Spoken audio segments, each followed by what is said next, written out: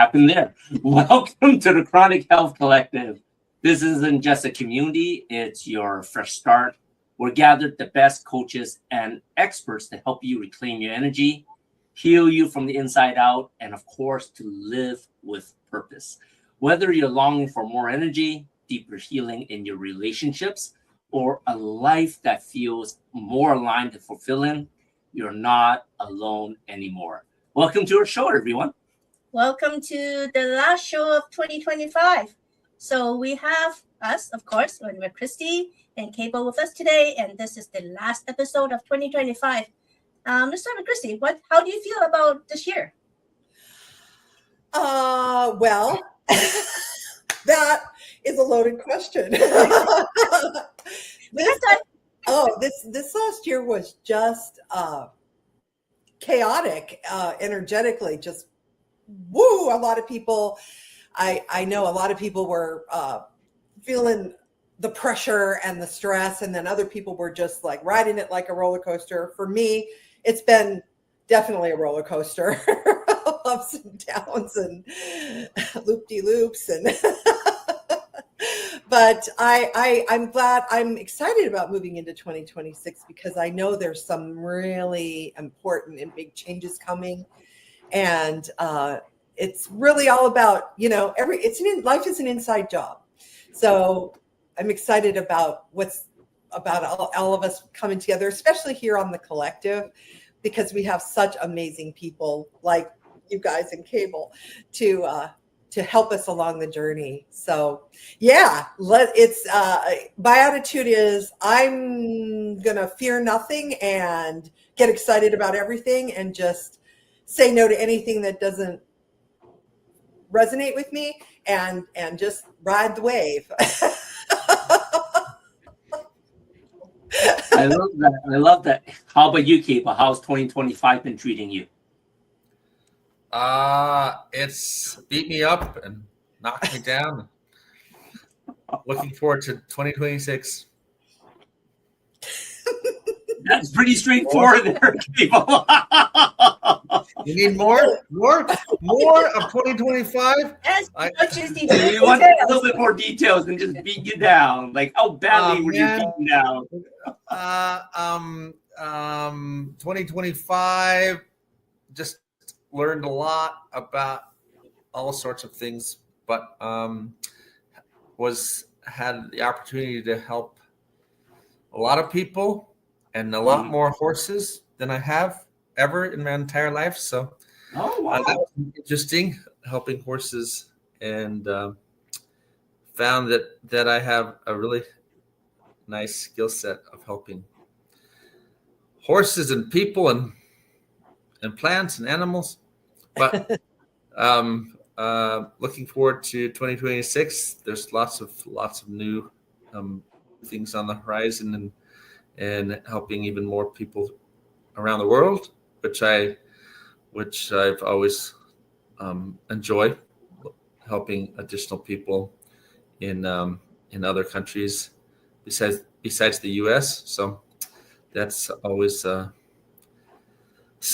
2026 is a continuation of 2025. Why not have every year as a continuation of the previous year? I love that. That is interesting. I didn't know you can help horses. I know you can help all of us, right? So, Minna, what have your challenges been for 2025? I feel like 2025 is is an upturn for us. Like beginning of year, I think financially, politically, economically, even health-wise, right? I think 2025 is when we actually start turning around, right? Because like for the past 5 years, it's been going downhill. Things aren't really going well for us, right? So we've been struggling. We've been trying different things, and some things work, some things don't. And eventually, I think 2025 is actually when we actually figure out a formula that we can work with that was going to work for us. So I think it's a good turning point for us. I agree. I think 2025 was the year for us when everything started to click. Like Kristy says, we've been meeting so many amazing people, from my first consult with Cable, seeing the possibilities of, like you said, Like, we thought we were in a great position, health-wise, intuitively, and everything. And there was just a lot of wake-up calls that even for us that do a lot of work, there's always work to be done. So it was really nice to know there's always more to learn and always more that someone can get more out of you to help you get you to where you are. But more so, I think helping you get to clarity. I think that's a big part of what we learned in 2025. So yeah, I think it's thanks to collective. I think we're learning to listen to our intuition a little more, right? What do you think, Kristy? Oh, intuition is a huge thing with, so everyone probably already knows that I'm a caregiver for my mom. My mom is developing medium talents. She's been, people have been visiting her and talking to her. And she at first thought it was her vision problems. I'm like, I think your vision problems are helping you get bypast your eye reality that you see in the physical world and see more with your mind. And they come and talk to her. I've been having to, I'll go in her bedroom and her bedroom will be cold. Say, please leave her alone and let her get some rest. And so it's kind of amazing talking about, about it with her. Like, she's always been really intuitive, and now with her life has settled down so much because she doesn't work anymore. I take care of her, and so now she's really digging into her intuitive abilities. It's really interesting, and so of course I'm always doing that. Cable and I've had quite the discussions on things like that. So yeah, that's a big deal. I think 2026 is gonna really be opening up a lot of people who have gifts, opening up their awareness of their own gifts, and I think that's so important, and it's going to be beautiful to watch. Yeah. Maybe you tell the people in your mother's room to put on coats so they're not so cold. You won't feel cold. Okay.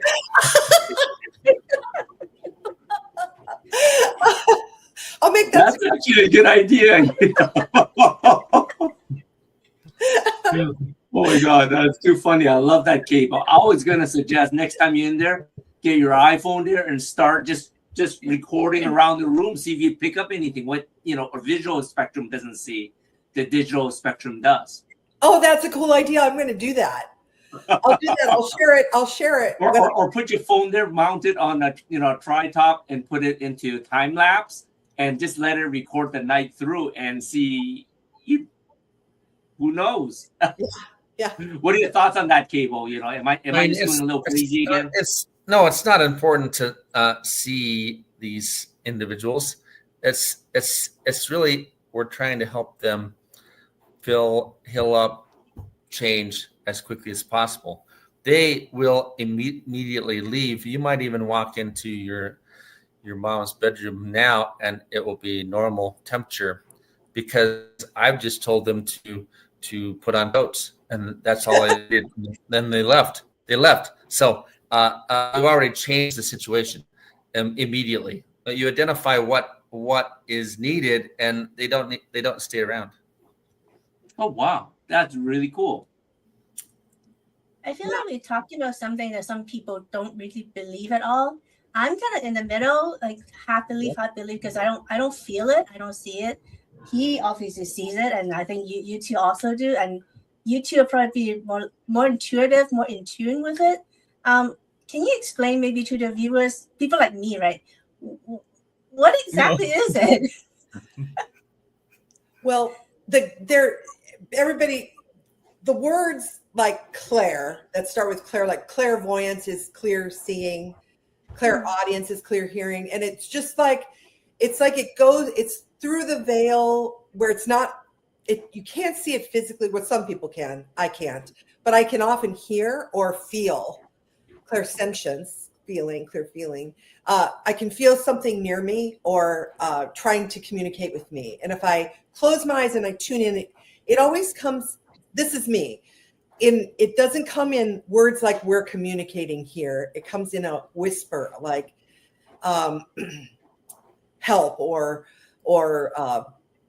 turn left. And and I'll be going. It happens a lot when I'm driving. I'll be going away I always go, and I'll hear turn left or something like that, and I'll go and I'll just turn and go another route, because I've learned to trust that when it comes.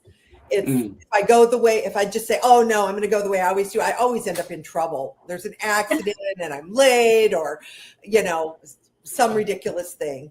So that's kind of how it started for me. How about you, Cable? What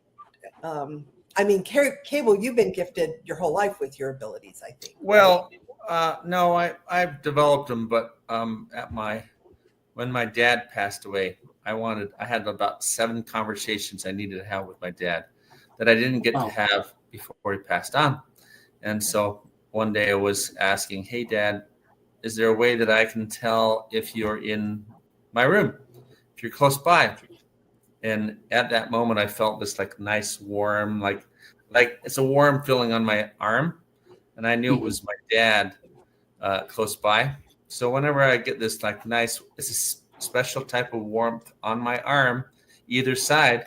Sometimes I'm driving down the freeway and I get a warmth on my left arm. I was like, Dad, why are you sitting halfway inside my car and halfway out?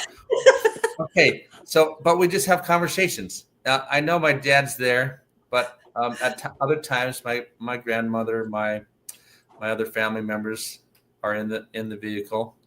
I can tell that they're in the vehicle.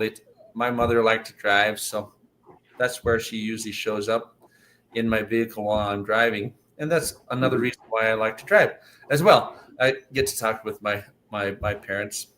They tend to be in that space, but when I go to visit people, sometimes all of those ancestors of the people that I visit, they come to they jump into my vehicle. They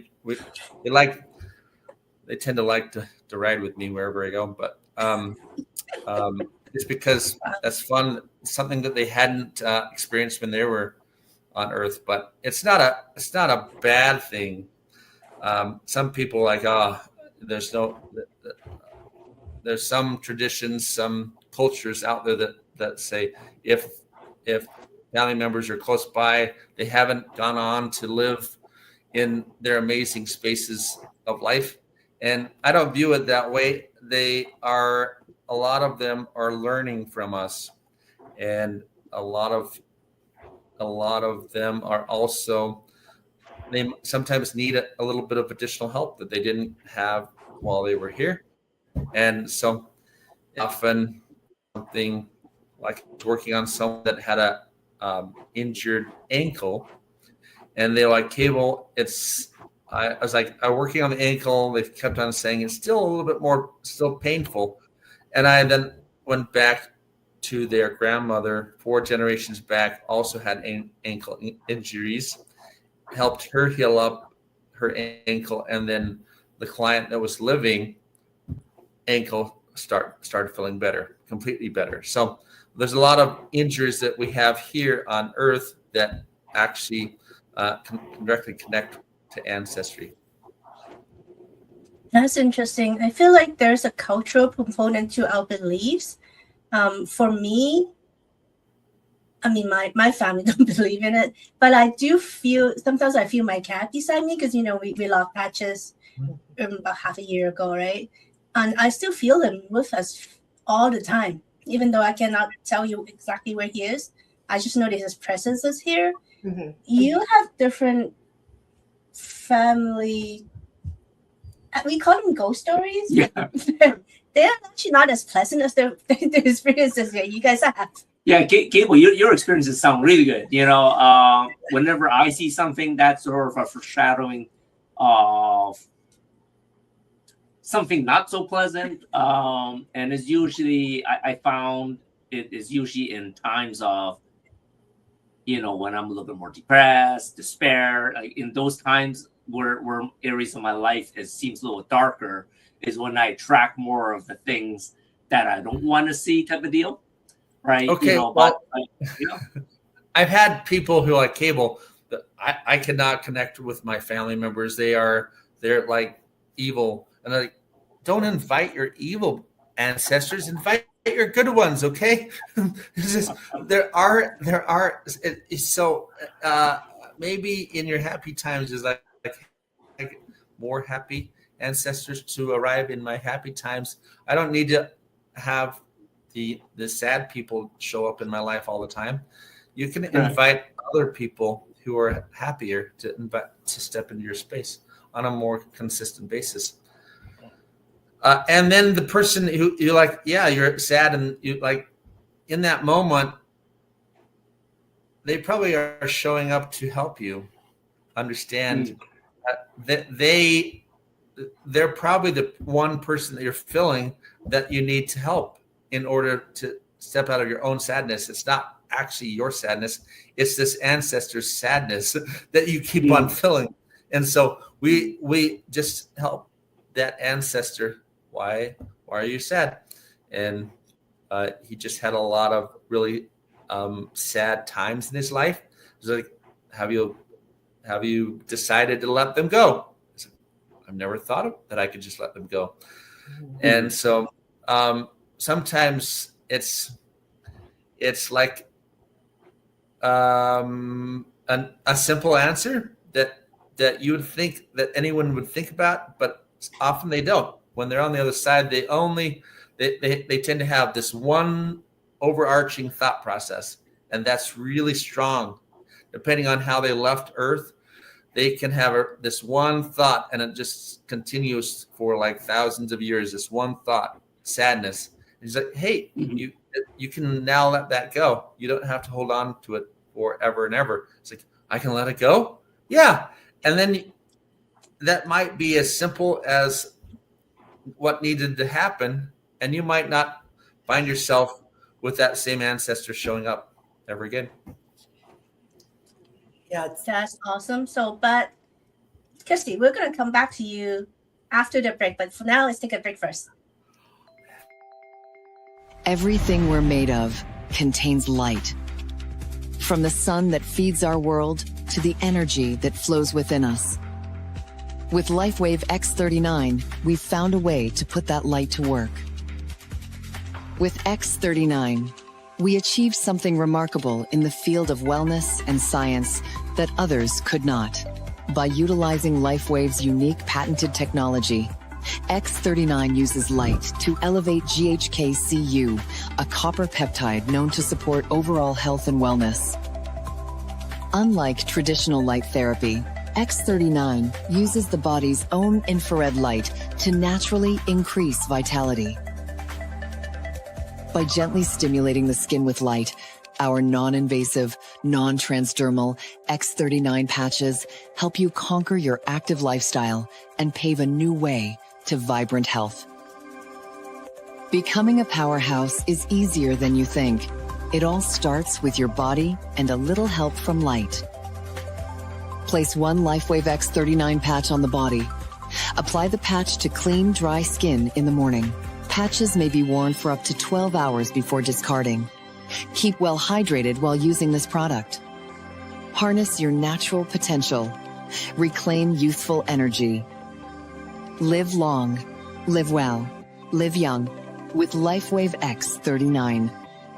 Be the light. LifeWave.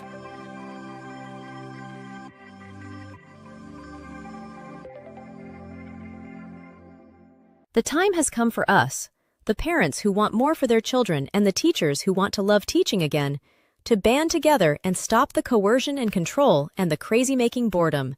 How? By making learning a joyful experience in a relaxed environment. By supporting and encouraging kids, not forcing or tricking them. Meet Kristy Boyd Johnson and the Barefoot Learning Club membership. Go to www.barefootlearningclub.com and find out more. Together, we can raise a generation of wildly capable and happy kids. Welcome back to Chronic Health Collective. So back to you, Kristy. How do you feel about our topic so far? And let's tie it back to how we're releasing it for the past year and going forward next year. Well, we were talking about intuition and connecting with ancestors and things. It's, for me, I have always had an overriding intellect. Like I'll know, and then I override it with my oh no, and it always seems to backfire on me when I do that. So for me, this last year, I've been really focusing on, no matter how weird it seems, to listen to that little whisper and do it anyway. And every time I do it, it never, intuition doesn't come to you in big whomping revelations. It comes to you in little tiny baby steps. But think about how much easier it is to move toward a goal, say, in little tiny baby steps, instead of trying to, run the 50-yard dash and make all the hurdles all at once. And it's that's difficult. So for me, I'm going to continue practicing really listening to my intuition and really tuning in. And one of those, Cable, you were saying about an ancestor, my grandmother on my father's side is always around me, and she had 3 brothers that were not good people. They were pretty much criminals. I never knew them, but my grandmother, I've told her she can be around me, and my grandfather can be around me, but her brothers are not welcome, except for the 4th brother who I did know, and I loved him. He was really cool. So, and it works. People don't know that you can tell them you're not allowed to be here. And they have to obey you. So, if you're feeling, listen to your feelings. Your feelings are your guide. Your feelings, your emotions, those are the things that are showing you something that you're not seeing with your rational mind. And oftentimes it leads somewhere really unexpected, but it benefits you. It improves something. So that's my practice for the next year. So for all the people that is less woo-woo, they don't know how to tap into their intuition. Cable, what do you think are some strategies people can, I guess they can use to maybe ask questions themselves? What are things that they should be letting go? Like, how do they move forward? Because I think a lot of people are holding on to so many thoughts, so many emotions, so many negative beliefs that they can't move forward. I'm going back to that commercial on LifeWave. What came to me is related for Andy and his ancestry.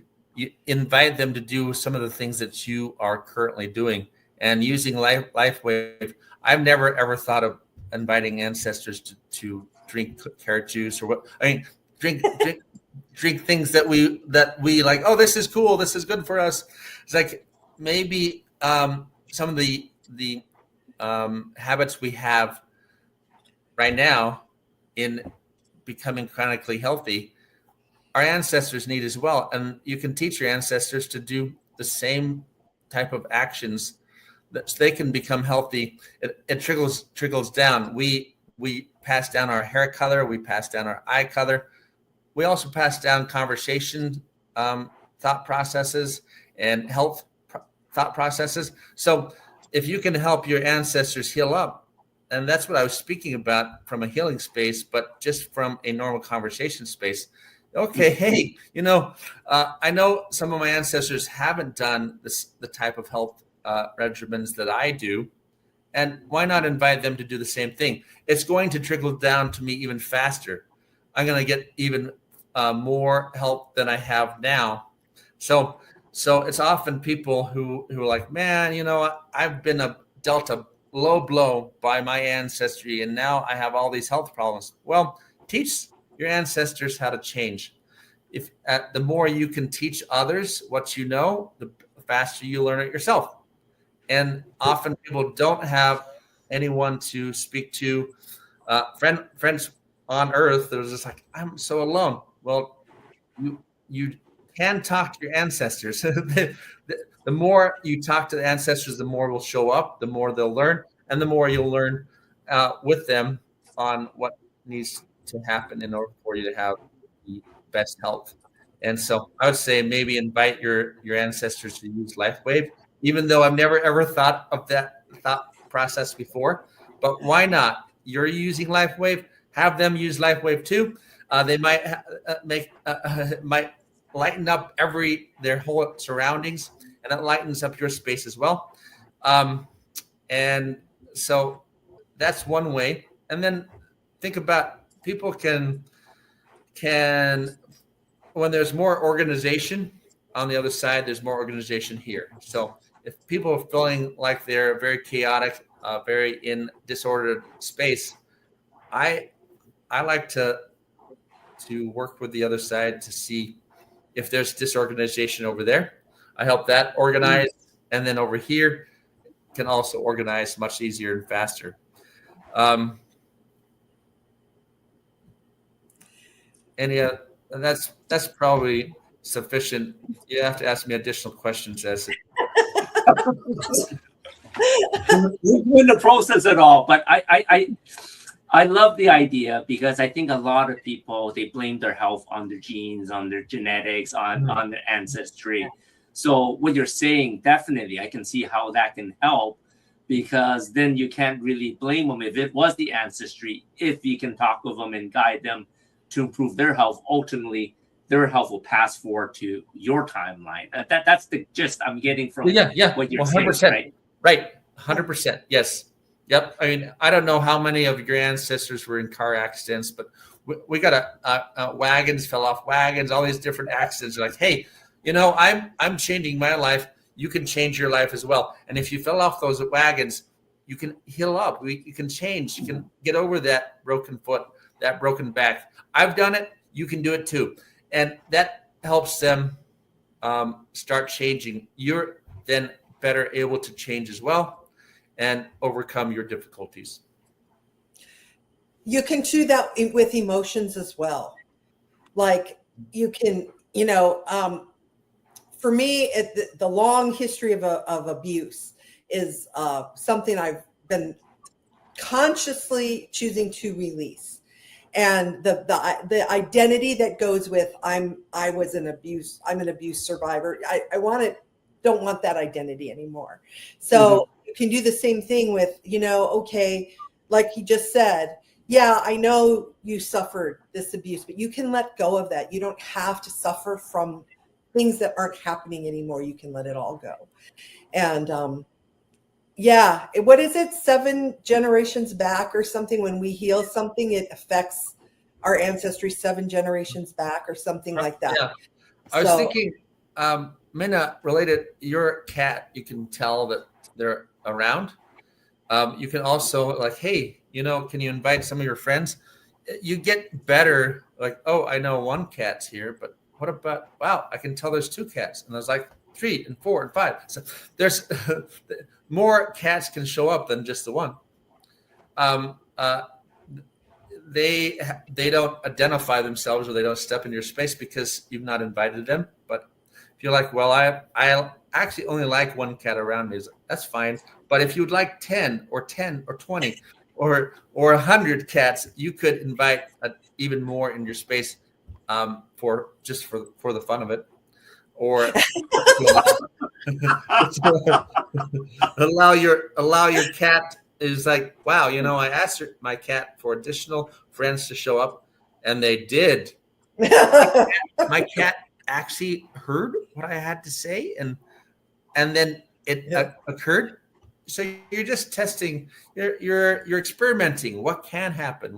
How does this show up in my life? That would definitely make you a cat lady. I never thought about it. It's like what you're suggesting to me is that you're asking me to invite things that I want to invite, regardless whether they're physical or not, right? So whatever it pleases me, invite them. So that's actually great advice. Mm-hmm. Exactly.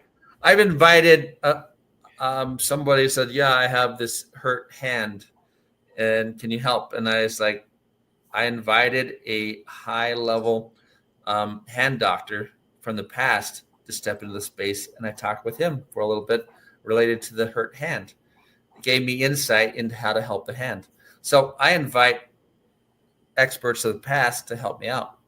from time to time. When I don't have access to doctors, living doctors, I can call on the experts of the past to give me insight. I have dog protectors. If I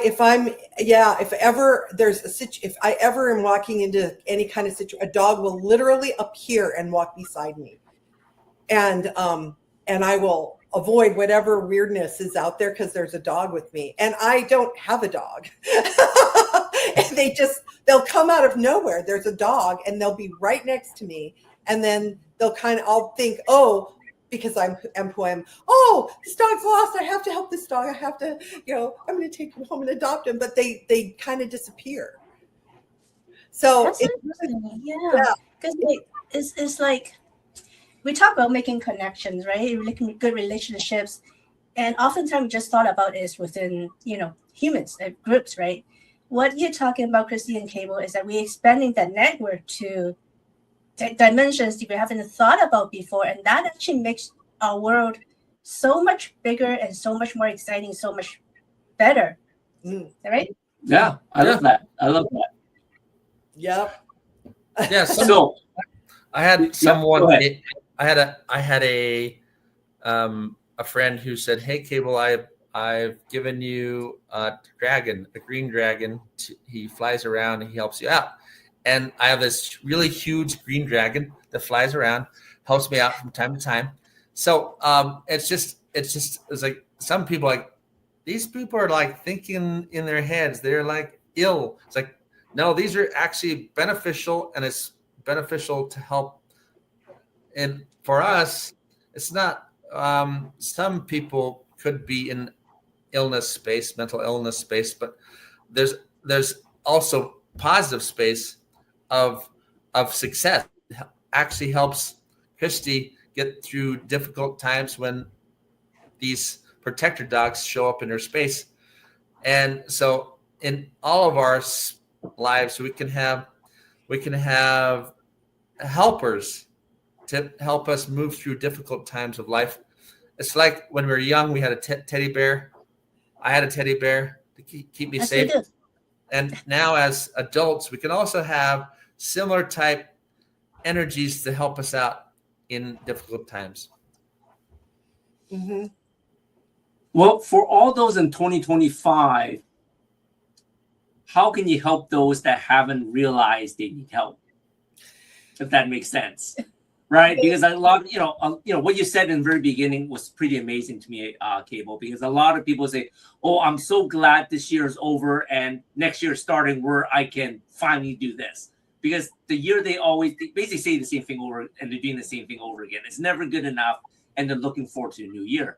But you are doing such amazing things. You actually say, "Well, I'm just looking for another amazing year that I did this year." But I'm sure there are a lot of people that's having that problem that didn't have an amazing year. They don't want the same year again, right? Usually these people are two-dimensional people. They flip the page and they're on the next page. They don't. And so every year they flip the page. Their pages are like, maybe they have writing on one page and then they read the next page and then they read the next page. And they don't ever go back to knowing where they came from, where they're going. Once the page is cleared, they're like, "Oh, I'm on the next page." But for some reason, it's still flat, and I just cannot get to the depth of my life. Well, they're in two-dimensional page life. And the people who are two-dimensional also think the earth is flat, because it is. In their life, they have a flat earth. And if they add depth, all of a sudden the earth becomes round. This is a very deep concept, but we're talking about going into a new way of change, is adding depth to their life. It's like, I've never thought about it, me being on a page, and now I want to add depth. Then I become this human. I have depth. I'm not a page any longer. And there's a lot of page people out there. Sometimes they have a lot of addictions to two-dimensional images. That could be a two-dimensional person. It's like, I've always wondered why I'm different from the other people who like like something's different, and those people have depth to them. So becoming a three-dimensional person is amazing. And then moving into the fourth dimension, the fifth dimension, there's all different these dimensions that you can move and get more and more understanding about how life works for you. But also, one of the things that we have to give up this idea that we're responsible for other people, unless they're your very young children, which of course you are responsible for. But in terms of people out in the community, we can love them from a distance. We can send them energy that they are free to accept or reject, because we can't inflict. If we're inflicting our will on them, then isn't that just the same as, when they try to coerce us into vaccinating or coerce us into anything that we don't want to do? So, and then I totally agree with Cable that there are 2D, 3D, 4D, 5D people, and the other thing is, don't compare yourself to where everyone else is. You fall into the trap of, oh, that person's a 2D person, I'm so superior. That's a trap. And then the other trap is, I could never live up to this person who, look at what this person is doing, and I'm not there yet. And that's another trap. You have to, you just always strive to be better than you were yesterday, to heal more than you did yesterday. And that's the only comparison you need is with yourself. Because otherwise you're just miserable. There's no point in that. No point in being miserable. Cable told me that my life purpose is laughter. And I see that? That stunned me. I was like, okay, because so much of the time we think our life purpose has something to do with our work. And I started thinking about laughter and what happens if I start joking with people who are kind of in a foul mood. And sometimes they get really angry and they get really nasty to me because there's a lot of narcissism around me. And then other times they lighten right up and it becomes this fun thing. So that concept of a life purpose doesn't have to be heavy. It can be light is really sitting well with me right now. And I hope that hits a note with other people out there. Like that's perfect. And I like where we're going, but let's take a break first and we'll come back with more.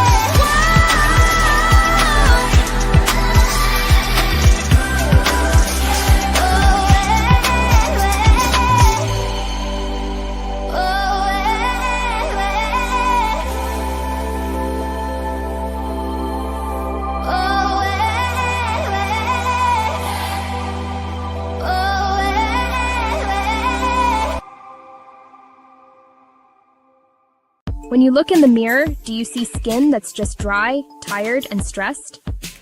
It's time for a new ritual. Introducing Deep Love, the Blue Botanical Face Cream by Coolness. We've captured their tranquil essence of blue botanicals in a cloud-soft formula that deeply soothes irritation and restores your natural, healthy glow. This isn't just skincare, it's an act of self-care. It's Deep Love. Find your calm only at coolness.com. Scan the QR code now to visit our website. Welcome back to the Chronic Health Collective. So, Cable, I was just talking to Minna and during the break. I was actually pretty intrigued with your whole 2D, 3D, 4D, and 5D.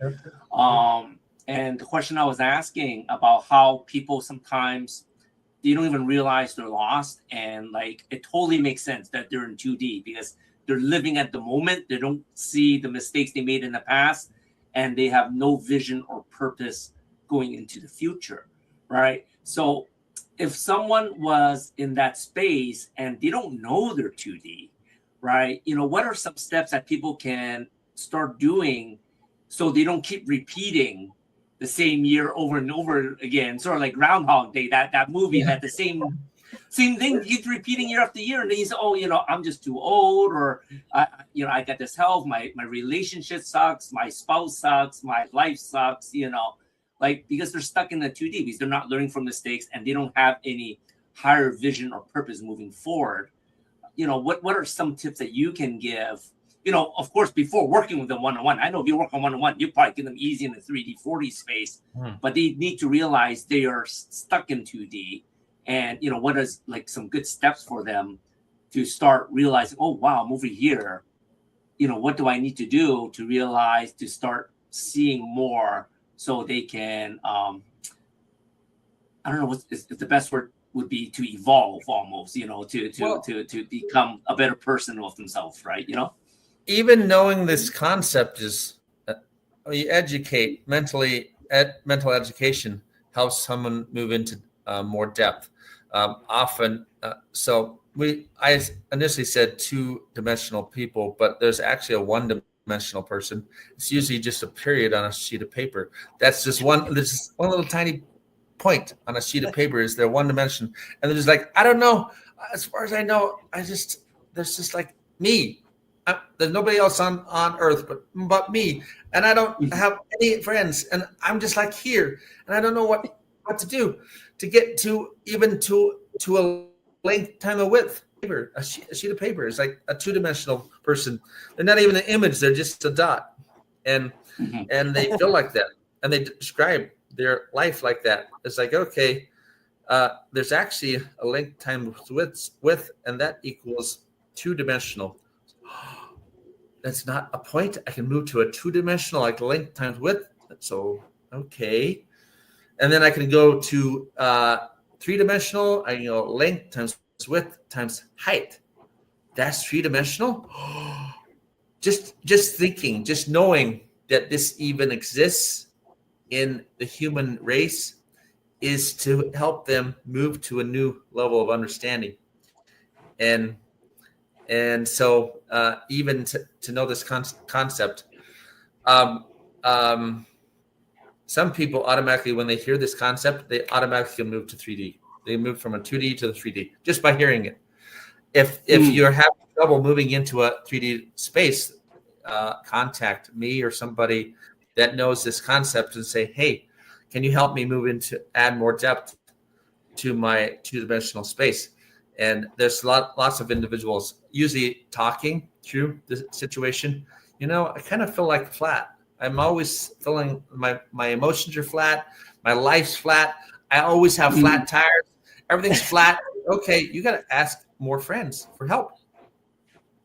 I have to ask more. Yes, you have to ask. That's the depth of yourself is more people in your life. You have to ask for more help. If I get a flat tire, I ask for help. Yeah, you walk into town, you walk to the gas. Hey, I need help with this flat tire. Oh, because you'll meet more 3-dimensional people. The people who can help are usually the people who have depth to them.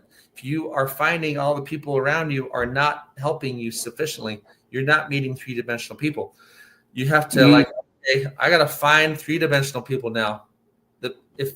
If your friends aren't helping you, you've got the wrong friends. Find new friends that will help you. Okay, that's probably a good first step of moving into the 3-dimensional and getting. It's like at the bottom of a boulder. You're getting squished by life. You're really flat. You're squished by the boulder, and you're like, okay, I'm gonna pull myself out of this boulder, and you start calling your friends and family. Goes, hey, I just wanted to tell you, I'm like I've been squished underneath this boulder for my entire life, and do you know how to help me get out? It's like, yeah. Have you read a book recently? A book is like half flat. It's like, I know. Read the whole book, and then you'll have depth. The whole book will be depth. Whole book, not just one page. I can read. If I read the entire book, I'll become 3D. Yeah, you read a lot of pages instead of just one page at a time, or looking for one image for long periods of time or lots of images. That's just one image, 2D. You're staying in 2D. If you read the entire book, you can get depth, the entire book. And then you read another book, and then you start asking for additional help. And then you pull yourself out of underneath the boulder. And it's like, hey, now I'm not so flat. I'm actually I have depth times width times I can move forward. That means I also have some forward movement. That's also a three-dimensional movement. It's being able to walk forward in your life into a new experience. And That's I was awesome. thinking, there's sometimes people can't change because, like, growing up, my mother liked to like, hey, Cable, this is how you organize the house. This is the living room.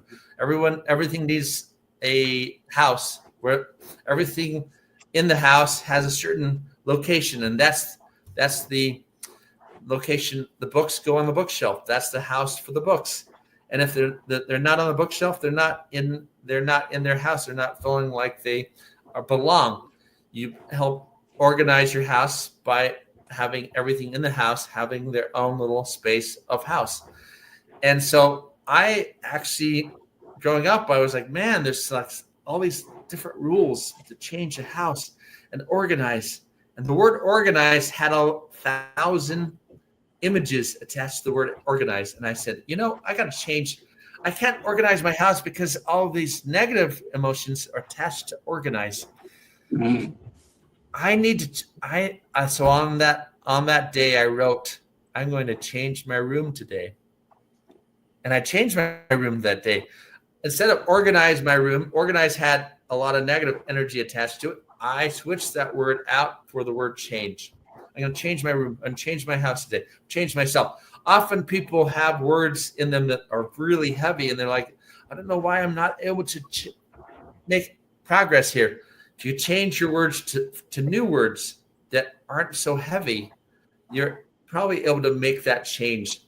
Often New Year's resolutions, that's in a lot of people's lives, that's really heavy. Don't ever use resolutions ever again. Just throw it out. It's like, I'm gonna do 10 different changes today for this new year. They didn't use resolutions. They're able to make those changes because the heaviness of the resolution, that word, is not in their vocabulary anymore. They got rid of the heavy words, use light words, use bright light words, use really light words in yours.